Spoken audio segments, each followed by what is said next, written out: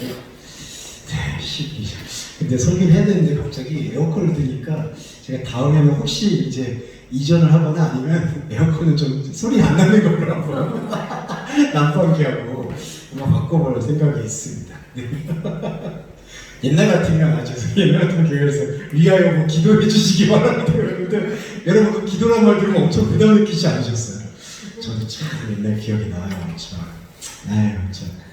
자꾸 이거 누군지서 이런 얘기하면 안 됩니다. 저희 어머님도 옛날에 열심히 내신다고 막 우리 목사님 교회 에어컨 없다고. 근데 에어컨이 왜 이렇게 비싼 거야? 뭐 그거 하셔야 된다고. 근데 목사님 자꾸 기도하니까 거기서 심적인 부담이 막 커져가지고 에어컨 해야 되나 뭐 그런 생각을 했습니다. 네. 그 전혀 그런 생각하지 마시고요. 조용하게 할 수 있는 걸로 데려가도록 하겠습니다. 네. 자 12절과 20절 내용인데. 빨리빨리 말씀을 좀 드릴 수 있으면 좋을 것 같아요. 믿음과 오래 참음을 통해 약속을 상속받는 이들을 본받는 사람이 되어야 된다. 자, 이 믿음과 오래 참음을 통해 약속을 상속받는 이들이 구약의 인물들이거든요. 그래서 이제 히브리서에서는 아브라함, 이삭, 모세, 요셉 이렇게 이제 구약의 믿음의 조상들을 얘기를 합니다. 근데 이들이 갖고 있는 믿음이 사실은 우리가 현상적으로 알고 있는 믿음과는 좀 다른 것 같아요. 그러니까 아브라함과 이삭과 야곱, 요셉으로 통하는 사람들이 왜 믿음의 조상이라고 알려지냐 하면은 그들이 믿을 수 없는 것을 고백했기 때문에 믿음의 조상이라고 주목을 한다는 거죠. 그러니까 그들이 믿음이 좋았고 믿음의 길을 걸었기 때문에 하나님과 함께 했다라고 우리가 그걸 본받아야 된다는 얘기가 아니라 그들의 인생 속에서 나의 행위와 나의 의미로는 하나님이 없구나라는 것을 깨달았기 때문에 그들에게 믿음의 조상이라는 칭호를 부여할 수가 있는 거다. 그래서 여기 보시면 12절에 믿음이라는 건 아까 말씀드렸지만 우리 차원에서는 믿을 수 없는 게 고백되는 게 믿음이고요. 하나님 차원에서는 우리의 믿을 수 없음을 하나님의 영적인 믿음의 영역으로 끌어올릴 수 있는 예수 그리스도의 존재로서의 믿음을 믿음이라고 표현한다. 그러니까 여러분 두 차원인 거죠. 우리는 믿음 없음을 고백하는 고백 존재고요. 하나님은 그 고백을 받으셔서 답을 주시는 게 바로 예수 그리스도인 믿음이에요. 예. 그래서 성경에서 실제로 예수 그리스도인 믿음이라는 단어가 상당히 많이 등장해요. 그게 다 번역 성경에서는 왜곡된 거예요. 예수 그리스도를 믿으면으로. 근데 그렇지가 않아요. 예수 그리스도인 믿음 안에 들어가면 그런 뜻으로 번역되는 게 정확한 번역입니다.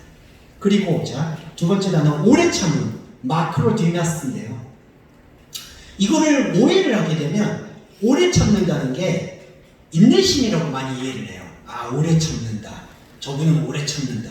근데 그 오래 참는 것도 미덕이 있으면 있겠죠. 여러분 무슨 일이든지 그래도 오래 일을 하면은 거기에 대한 경륜과 노하우와 성과는 생깁니다만 안타깝게도 안타까운 게 아니라 성경에서는 그 의미로만 받아들이면 안 돼요. 이 오래 참는다는 게. 이게 오래 참는다는 게 뭐냐 하면 하나님의 믿음을 지속할 수 있는 것을 오래 참음이라고 해석을 해야 돼요.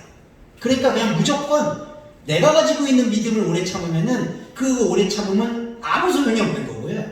하나님의 차원의 믿음이 우리 안에서 우리의 시간을 견딜 수 있게 해주는 것을 오래 참음이라고 얘기를 해요. 그러면 약속을 상속받아요. 그런데 상속이라는 단어에 주목하셔야 되는 게 상속이며 그 상속 재산의 효력을 발휘하려면 부모님이 돌아가셔야 돼요. 그러면 여기서 부모님은 뭘 얘기를 하느냐? 우리의 육적인 우상을 뜻하는 거예요. 그러니까 하나님을 잘못 알고 있었던 전 남편을 부모라고 얘기를 하는 거예요. 그래서 여러분 창세기에서는 사람이 부모를 떠나 한 몸이 된다라고 했을 때 그때의 부모는 하나님의 부모를 얘기하는 게 아니라 아담 안에 더 씌워져 있었던 우상의 비늘을 뜻하는 겁니다. 그래서 그걸부터 떠나야 돼요. 그러니까 상속을 받는다는 것은 우리가 알고 있었던 육적인 비늘과 육적인 생각의 죽음이 선고가 돼야지 이 약속은 상속으로서 효력을 발휘하는 거예요. 그래서 약속을 상속받는 이들인 저와 여러분은 뭐냐면 우리의 죽음을 선언하는 사람들인 거죠. 내 의지와 내 생각으로는 하나님에게 도달할 길은 아무것도 없구나라는 게 고백이 되어질 때 우리는 하나님의 약속을 상속받는 거예요. 그러면 이 약속이 유효하게 움직이는 거죠. 자, 그걸 보면서 13절로 넘어갈게요. 하나님은 아브라함한테 약속하셨을 때, 약속을 뭐라고 주셨냐면, 맹세할 리가 없으므로 자기 자신에 대해서 맹세했대요. 이렇게 해요. 자, 여러분 이걸 주목하셔야 되는 게 16절하고 연결해서 볼게요. 16절 먼저 볼게요. 사람들은 자기보다 더 큰 자를 가리켜 맹세한다. 그러니까 이게 하나님이 생각하는 맹세와 우리가 생각하는 맹세의 차이예요. 우리가 생각하는 맹세는요, 나보다 더 힘세고 나보다 더 존경할 만한 사람한테 자기 자신을 바치겠다라고 서원하는 게 맹세예요. 그런데 13절에서 하나님은 더 큰 자한테 맹세한 게 아니라 자기 자신한테 맹세했어요. 그런데 여러분, 하나님이 맹세를 해야 될 이유는 딱 하나잖아요. 우리 안에서 약속을 주기 위한 거잖아요. 그러니까 하나님이 자기 자신한테 맹세했다는 것은 이때 자기 자신은 우리 마음 안에 들어오는 말씀의 씨앗을 뜻해요.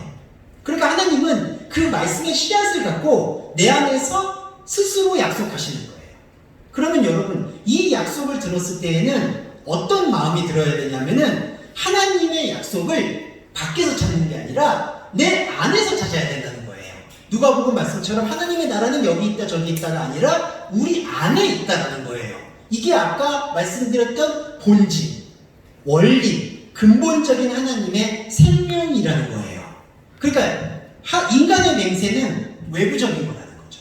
그러니까 외부적으로 내가 존경할 만한 대상이나 내가 존경할 만한 신한테 무언가를 바치겠다라는 최소한 표현들을 하는 게 맹세예요.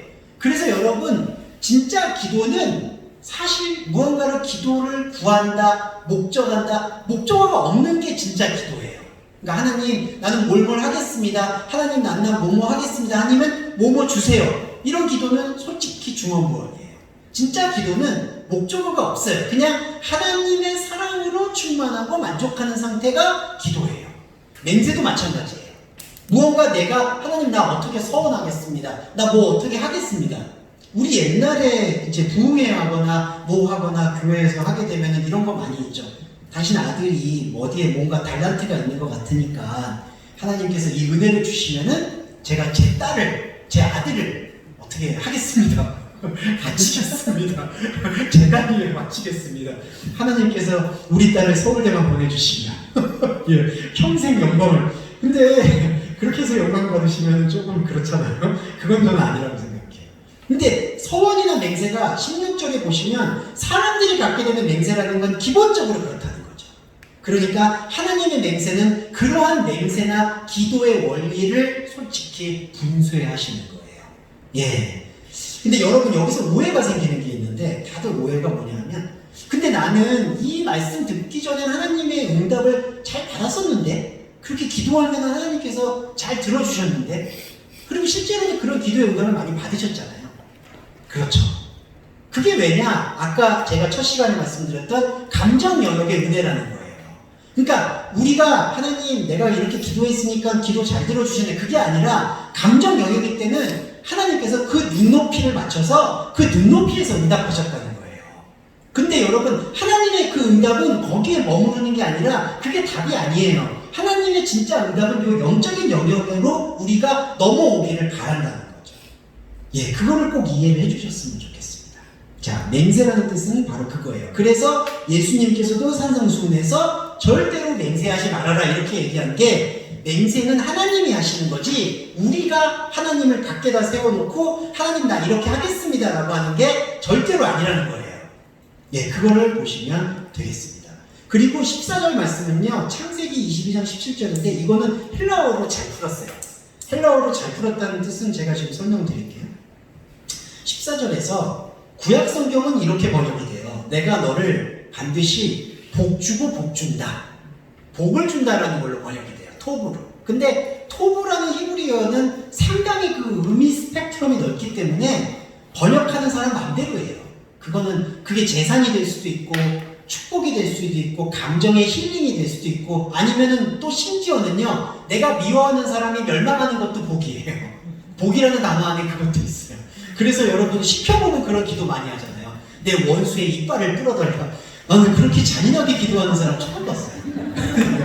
다윗은 조금 그런 면이 있어요. 그랬다가 나중에 꼭 시켜 끝에 가면 그걸 승화시켜요. 아, 내 기도 잘못했구나. 다 읽어보시면 다 그래요. 처음에는 막 저주해요. 날 정말 힘들게 했던 이 사람들 막 살생부 적듯이 적어가지고 다 죽여주세요. 하나님 복을 내려주세요. 그래요. 그랬다가 나중에는 이제 회개를 해요. 아, 그런 기도가 하나님 원하는 기도가 아니었군요. 근데 우리는 또 앞에 기도에만 머무르게 되는 거죠. 이것도 마찬가지인 거예요. 이 기도나 여기 이 창세기에서 말하고 있는 복이라는 것도. 그래서 헬라어는 이거를 율로고스로 바꿨어요. 이게 마냥 좋은 말씀이라는 거예요. 좋은 말씀이라는 게 그냥 듣기 좋다라는 말씀이 아니라 들리는 말씀. 그러니까 말씀이 들리는 말씀이 있고 안 들리는 말씀이 있다. 이거를 어떻게 이해하실 수 있을까요? 그냥 표면적으로 들으면 들리지 않는 말씀이죠. 하지만 영적인 원리로 들으면 좋은 말씀이 되는 거예요. 그러니까 아브라함한테 하나님은 복을 줬다라는 의미는 헬라어로 번역을 해보면 좋은 말씀이라는 거예요. 하나님을 듣고 대화할 수 있는 거. 그러면 두 번째로 번성으로 번역되었던 이 플레로는 증가는 뭘까요? 이 증가라는 게요, 플레로마에서 유래했는데 충만이라는 단어로도 이해가 돼요. 근데 여기서도 주목해야 되는 게, 자, 증가와 번성과 충만이라는 단어는 이 컵을 보시면 컵에 물이 채워진 게 충만의 의미가 아니라 컵에 물이 채워져서 넘치는 상태를 충만이라고 얘기해요. 넘친다는 건 뭐냐면요, 유월이라는 뜻과 같아요. 우리가 우리 차원을 머무르는 게 아니라 하나님의 말씀을 힘입어서 새로운 차원으로 흘러 넘친다라는 게 바로 이 증가라는 뜻이에요. 그러니까 아브라함을 이렇게 현상적인 복을 주겠다라는 게 아니라 하나님이 당신의 말씀으로 아브라함을 이끌어서 새로운 차원으로 나아가게끔 만들어줬다는 거고, 아브라함이 15절에서 그러한 말씀과 믿음을 받아들였기 때문에 약속을 얻었다라고 얘기한 거예요. 그 믿음을 받아들인 것을 바로 오래 참음이라고 번역을 한 거예요. 그러니까 여러분, 이 오래 참았다라는 게 그냥 시간이 국방부시가 돌아가듯이 그냥 버틴다라고 얻을 수 있는 게 아니라는 거죠. 그러니까 하나님의 말씀에 대한 새로운 차원을 이해할 수 있어야 되는 거예요. 아브라함은 그거를 이해했다라는 거예요. 근데 이제 그게 이해했다라는 게 무슨 선행을 해서 믿음이 좋아서 그게 아니라는 거예요. 오히려 자기의 믿음 없음을 통렬하게 고백을 함으로써 오래 참음을 얻었다는 거죠. 그러니까 저희도 마찬가지인 거죠. 저희도 믿음 없음을 고백하게 될 때 이게 이루어지는 거예요. 자, 16절로 돌아와서 오늘은 시간이 조금 지나가지만 이해해 주시고 함께 진도를 다 뽑도록 하겠습니다. 16절에 보면은, 자, 첫 번째 문장은 아까 우리가 가지고 있는 맹세의 한계를 설명한 거고요. 두 번째 문장은 그 맹세는 그들이 확증하기 위해 다투는 모든 일의 맞춤표다.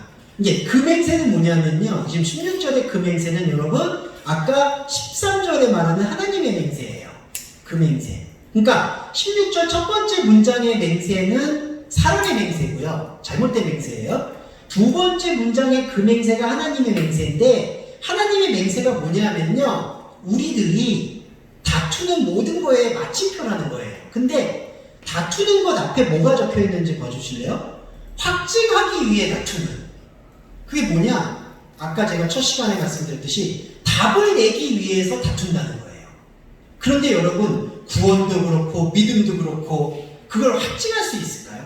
여기서 말하는 확증이라는 건요, 다수의 합의를 얘기를 해요.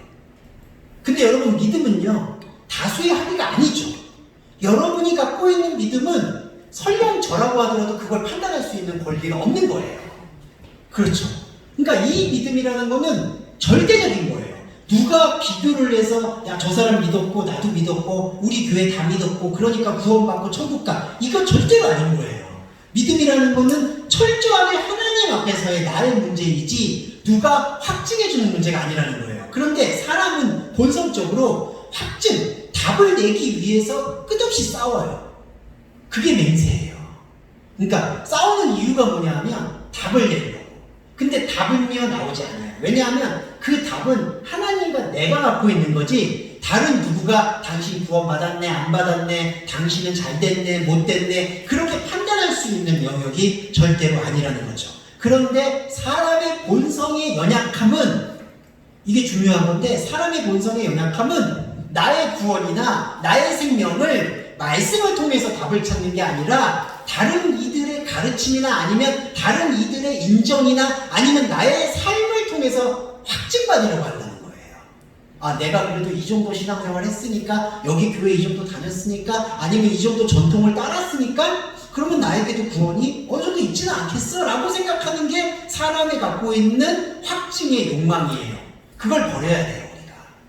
그래서 여기 하나님의 맹세는 확증하기 위해 다투는 모든 일의 마침표라고 얘기를 하는 겁니다.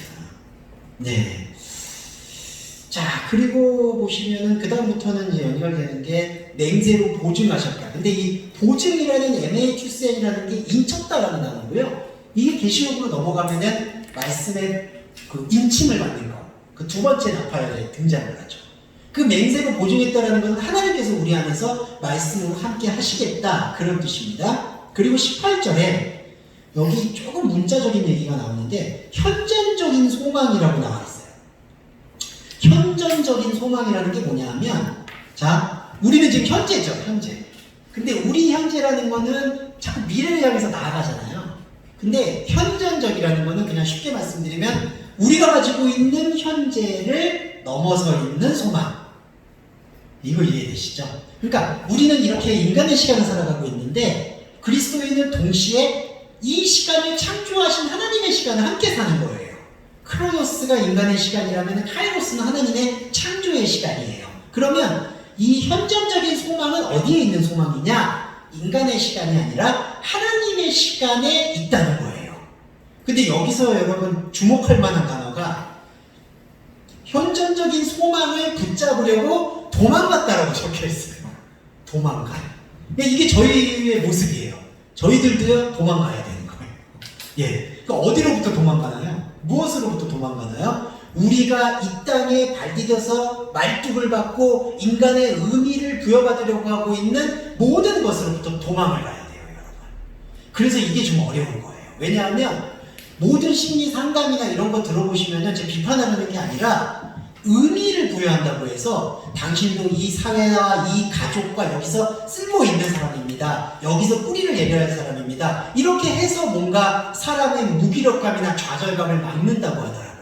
당신은 그래도 의미가 있습니다. 하지만 진짜 그리스도인이 말씀의 중심에 관통하면요, 여기서 의미를 둘 수가 없어요. 둬서도 안 돼요. 이게 여기에 도망가야 되는 목적이에요. 그래서 여러분 출애굽을 하는 거, 아브라함이 그 갈대아 우르를 떠나서 하나님이 원하시는 땅으로 가는 거, 이게 다 도망가는 거예요. 이게 도피가 아니에요. 도피라 해도 상관없어요. 우리는 하나님의 생명을 붙잡고 그 영원한 시간으로 나아가기 위해서 될 수 있는 한 도망가는 거예요.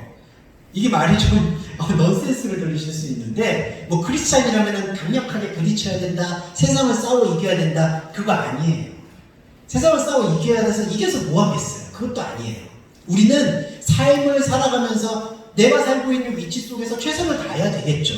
그런데 최선을 다해야 되는 목적이 내가 여기서 어떤 의미를 부여해서 살아가야 되는 게 아니라는 거예요. 그러니까 이게 어렵지만 우리가 새롭게 바뀌어야 될 체질인 거예요. 아무 의미가 없어도 재밌게 살아야 돼요. 이게 좀 어렵죠. 의미 없는데 재밌게 산다. 이게 되게 힘들어요. 보면 야, 이거 뭐 의미 없는데, 저만 해도 저도 직업병이 있어서 요즘은 글을 쓰는데 옛날에는 글을 써서 발표를 안 해도 참 기뻤거든요. 그냥 이거 누가 안 봐줘도 기뻐. 근데 초심을 다 잃어버렸어요. 요즘에는 계약을 안 하고 글을 안 써요. 정말 부끄럽습니다.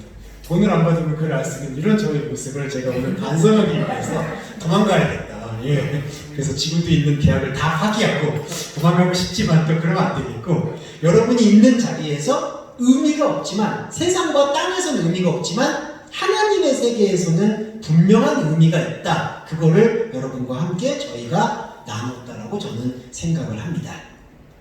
자, 나머지 부분에서는 여러 가지 부분이 있지만 좀 넘어갈 수 있을 것 같고요. 하나만 말씀을 드리면 19절에서 이거 있어요. 자, 우리가 가지고 있는 이 소망, 이게 바로 말씀 소망이죠. 이 말씀 소망은 혼의 닷과 같다고 얘기해요. 참 이게 영지주의를 우리를 벗어날 수 없게, 영지주의로부터 벗어나게 만들어주는 참 은혜로운 가르침이긴 해요. 그러니까 혼을 끌고 가겠다는 얘기잖아요. 혼의 닻이라는 거는 혼을 배로 보고 그 혼을 하나님의 생명으로 끌고 가겠다라는 의지를 천명한 거거든요. 그럼 여기서 푸스케가 뭐냐? 아까 말씀드렸던 감정 영역인 거예요. 그러니까 우리 감정 영역을 소망의 영역, 영적인 영역으로 계속 끌고 가겠다라는 거예요.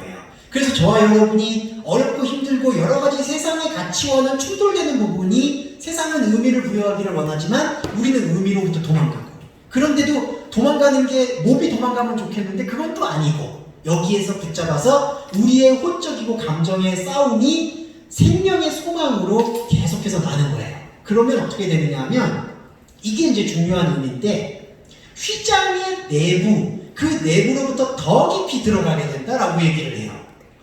휘장이 얘기하는데요. 이걸 잘 이건 좀 오해를 안 하고 잘 들어주시면 좋겠는데, 문이 있는 목적에 대해서 우리가 다시 생각하게 되는 것 같아요. 하나님께서 휘장을 줬다라는 것은 휘장을 열고 들어오기를 즐거워하는 뜻이거든요. 왜 휘장을 줄까요? 이게 구분을 하는 건데, 이 구분을 왜 할까요? 하나님과 우리가 왜 구분이 돼야 될까요? 자, 마귀라고 언명되고 있는 존재는 구분을 몰라요. 욕망만 있어요. 무슨 뜻이냐면은 하나님처럼 되고자 하는 게 마귀의 욕망이에요. 그러니까 거기 안에는 구분이 없어요. 내가 하나님과 다르다는 게 없고요. 하나님이 목표고 하나님처럼 되는 게 마귀의 욕망이에요. 에피디마스. 근데 사람은요, 이 휘장이 있어서 구분이 되는 게, 결정적인 구분이 뭐냐면 나와 하나님이 다르다라는 거를 구분을 지어주는 거예요. 이 휘장을 통해서. 이게 마귀와 결정적으로 다른 점이에요. 아, 나는 하나님과 완전히 다르구나. 하나님은 하늘에 있고 우리는 땅에 있구나. 이게 구분해 주는 거예요. 그런데 이 하나님이 예수 그리스도를 보내셔서 십자가 사역 때 어떤 사건이 있었나요? 휘장이 위에서부터 아래로 찢어지죠. 그래서 하나님이 이 구분을 없애신 거예요. 그 뜻은 뭐냐? 우리에게 이렇게 말씀하시는 거예요. 너와 나는 완전히 다르지만 너와 나는 완전히 하나다. 이게 인간만이 누릴 수 있는 영적인 축복인 거예요. 예, 그러니까 우리가 하나님처럼 되고자 하는 것은 욕망인 건데, 이게 하나님처럼 되는 게 아니라 나는 신과 완전히 다르구나. 하지만 우리의 온전한 하나님이신 하나님이 우리와 하나가 되고자 약속을 주셨구나. 그러면 완전히 다른데 완전히 하나가 되는 거죠. 휘장의 역할은 바로 그거예요. 그런데 이 휘장이 당시 구약에서는 종교적인 상징으로 쓰이면 어떻게 돼야 되냐면요, 거룩한 곳이 돼요. 여기가. 그러니까 여기는 속된 곳, 휘장이 있고 여기는 거룩한 곳. 그러면 이 거룩한 곳을, 속된 곳에 있는 세속 도시에 살아가는 사람들은 어떻게 생각을 할까요?